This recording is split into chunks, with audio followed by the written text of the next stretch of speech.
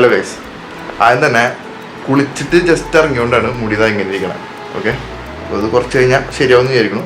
രണ്ടാമത്തെ കാര്യം, ഇന്ന് നമ്മുടെ ഓണം സെലിബ്രേഷനാണ് ഹോസ്പിറ്റലിലെ. ഞാൻ മുണ്ടൊന്നും എടുത്തിട്ടില്ല, അതാ ജീൻസാണ് ഇട്ടേക്കണേ.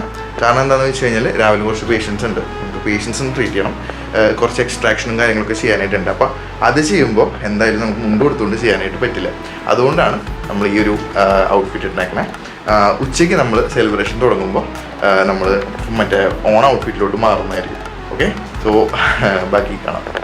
ഞാൻ സ്റ്റേ ചെയ്യുന്ന സ്ഥലത്ത് നിന്ന് ഏകദേശം ഒരു 15 മിനിറ്റോളം യാത്രയുണ്ട് കേട്ടോ. അങ്ങനെ യാത്ര ചെയ്ത് നമ്മൾ ഹോസ്പിറ്റലിലെത്തി.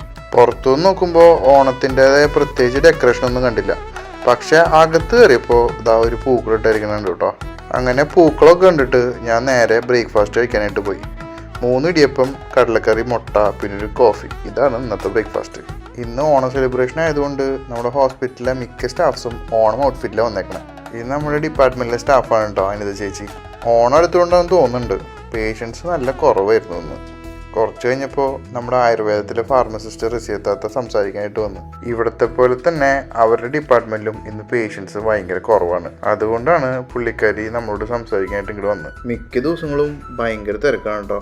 ഇന്നെന്തോ ഭാഗ്യത്തിന് തിരക്ക് കുറവാണ്. രാവിലെ തിരക്ക് കുറവാണെങ്കിലും കുറച്ചുകൂടെ കഴിഞ്ഞപ്പോൾ പേഷ്യൻസ് അത്യാവശ്യം വരാനായിട്ട് തുടങ്ങി. കുറച്ച് പേഷ്യൻസിന് ഇന്ന് അപ്പോയിൻമെന്റ് കൊടുത്തിട്ടുണ്ടായിരുന്നെങ്കിലും ആകെ വന്നത് ഈ പല്ല് പറിക്കാനുള്ള ഒരു പേഷ്യൻ്റാണ്. നമ്മുടെ അടുത്ത് വരുന്ന പേഷ്യൻസിന് ഏറ്റവും നല്ല ട്രീറ്റ്മെൻറ്റ് കിട്ടുന്ന എനിക്കും സാറിനും നല്ല നിർബന്ധമുണ്ട്. അതുകൊണ്ട് തന്നെ ഹോസ്പിറ്റലിൽ ഫുള്ള് ഓണം ആഘോഷിക്കുമ്പോഴും ഞങ്ങളിവിടെ പേഷ്യൻസിന് വേണ്ടി ട്രീറ്റ്മെൻറ്റ് ചെയ്യാനായിട്ട് തീരുമാനിച്ചു. ഇത് എൻ്റെ മാത്രം കഥയല്ല കേട്ടോ. ഡെഡിക്കേറ്റഡ് ആയിട്ട് വർക്ക് ചെയ്യാൻ ആഗ്രഹിക്കുന്ന എല്ലാ ഡോക്ടേഴ്സും ഇങ്ങനെ തന്നെ. അങ്ങനെ OP ഒക്കെ ഒരുവിധം കഴിഞ്ഞിട്ടുണ്ട്. ഞാൻ ഡ്രസ്സ് മാറാനായിട്ട് പോവാം. ഡ്രസ്സ് മാറിയിട്ട് വീണ്ടും ഇവിടെ തന്നെ വന്നിരിക്കണം കുറച്ച് നേരം കൂടി. ഡ്യൂട്ടി ടൈം കഴിയണവരിക്കണ്ടേ. സോ ഡോക്ടേഴ്സിൻ്റെ ജീവിതം എപ്പോഴും ഇങ്ങനെയാണ്. നമുക്ക് എത്ര ആഘോഷം ഉണ്ടെങ്കിലും പേഷ്യൻസിനെ വിട്ടിട്ട് ഒന്നും ചെയ്യാനായിട്ട് പറ്റില്ല. അപ്പോൾ താഴെ ഡോക്ടേഴ്സ് റൂമിൽ പോയിട്ട് ഡ്രസ്സൊന്ന് മാറിയിട്ട് തിരിച്ചു വരാം. ഡ്രസ്സൊക്കെ മാറിക്കഴിഞ്ഞിട്ടുള്ള ലുക്കാണ് ഈ കാണുന്നത്.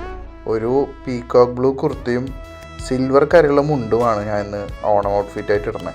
ഇതൊക്കെ ഇട്ട് വർക്ക് ചെയ്യാൻ നല്ല ബുദ്ധിമുട്ടായതുകൊണ്ടാണ് രാവിലെ റൂമിൽ നിന്ന് ഈ സാധനം ഇടാണ്ടിരുന്നത്.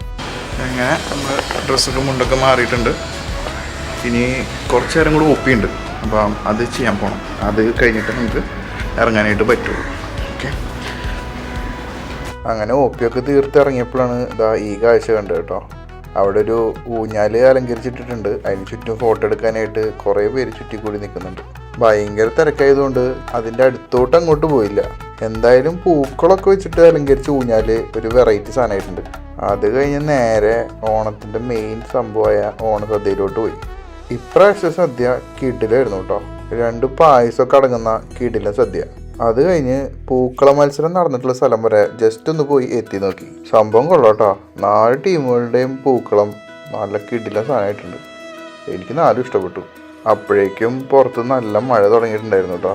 ഇത് കഴിഞ്ഞ് വേറൊരു സ്ഥലത്തൂടെ പോകേണ്ടതായിട്ടുള്ളതുകൊണ്ട് മഴ മാറുന്നതെന്ന് നോക്കി ഞാൻ അവിടെ തന്നെ നിന്നു. അപ്പോൾ അത്ര ഉള്ളു ഗൈസ്, അങ്ങനത്തെ ചെറിയൊരു പരിപാടി. ഞാൻ ചെറിയൊരു വീഡിയോ ആണ് ഇവിടുത്തെ ഹോസ്പിറ്റലിലൊരു ഓണാഘോഷ പരിപാടി കാണിച്ചു തരാമെന്ന് വിചാരിച്ചു. അപ്പോൾ ഞാൻ അടുത്ത വീഡിയോ കാണാം. Bye bye.